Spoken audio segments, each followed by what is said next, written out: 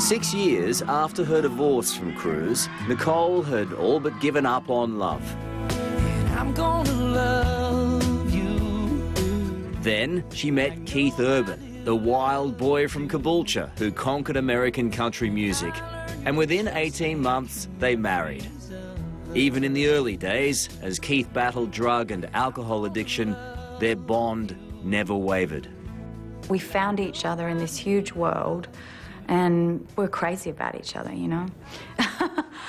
and we now have this family that's, you know, we've gotten to experience in our 40s, and he's got 2 little girls, so it's a big life for him now. And I'm just so glad to have met my mate, you know, the person that kind of protects me and loves me. Sounds like a good bloke, that Keith Urban. He's a good bloke. I read somewhere that you liked his hands. Was that just... Oh, well, I mean, guitarists have the best hands. I'm sorry, Carl, but they just do. Yeah. They're all right. No, but actually carpenters have good hands too, and mechanics. I like mechanics' hands. This is weird. Yeah, well, hands say a lot about a man. Okay, next question. Though home is now clearly where her heart is, Nicole still can't resist a challenging role, and her film Rabbit Hole offered one of her toughest. He's God, after all. Why didn't he just make another angel? Sunday Rose was just a year old when Nicole played a mother grieving for her child. Was it hard, though, to leave all that at work and come home to Sunday Rose? Is that a difficult thing to let go of all that emotion? It was like, but I was in a place of, I mean, I would come back to her and just, you know, lavish her with love because I was so grateful to have her. Do you really think that I don't see him every second of every day? Rabbit Hole was Nicole's first foray into film producing under her own company. So the accolades heaped on the small budget movie mean even more. There are tons of yous out there, and there's tons of me's floating around. Yeah. And this is just the sad version of us. And you've got an Oscar nomination. For this film, it was probably the sweetest nomination I've ever gotten for anything. Really? Yeah. I was in Nashville when we found out, and I was jumping around the kitchen with Keith and with Sunday, and Faith was not jumping around. One day I'll fly away. It was Nicole's third Best Actress nomination, and she remains the only Australian woman to have won the top gong. Nicole Kidman. But despite Oscar glory, 3 Golden Globes, and a career spanning more than 40 films, Nicole maintains her talent is a bit of a mystery, even to her. You're our most successful actress. No, I'm not. Yes, you are. No, I'm so not. I think you're very modest. You are a great actress. I think I'm realistic. Honestly, You don't think that you're a great actress? I don't think I'm a great actress, no. I think I have moments where I can tap into something that's deep, but I don't quite know how, and I don't see it as greatness at all. And I also don't even see it as mine, if that makes any sense. Well, I think I see it as, thank you. I wouldn't want to be anyone else anywhere. We've got some vision of you. The first interview you did was 60 Minutes when you were 21. Really? It's very cool. It was like this. I can't believe hair. Yeah.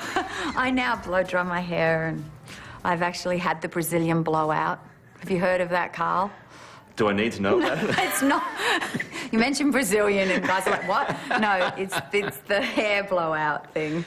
So I had that once, but my whole life has been trying to get rid of curly hair. Really? Yeah, any curly-haired girl will tell you that. And then now I'm like, oh, I wish the curls would come back, but they don't come back in the same ringlety way. So, anyway, hair's a whole other conversation. No, I don't mind talking about hair. What would you say to the 21-year-old Nicole today? I'd say enjoy it, you know, because really that's the only thing that we have is and choose love. life's a funny thing, isn't it? My grandmother made it to 89. And the thing she whispered to me just before she passed away, this was my mum's mum, who I was very close to, she just whispered, "Be happy," which is a beautiful thing, isn't it, to be given from your grandmother. Just be happy, Nicky. My grandmother said to me before she passed away, "Your mother thinks you drink too much." Was she right, Carl? Maybe. But you're right. Well, there's things that can help you with that. Yeah. But for all her success and her natural beauty, Nicole has suffered criticism for looking too perfect. She admits she tried Botox, but not anymore. People are very, you know, cruel in a way about the way that they, you know, perceive you and look at you and really focus in on, you know, your face. I think I heard you once defended me on the morning show or something. Yeah, well, I just don't think there's any... Who cares, you know?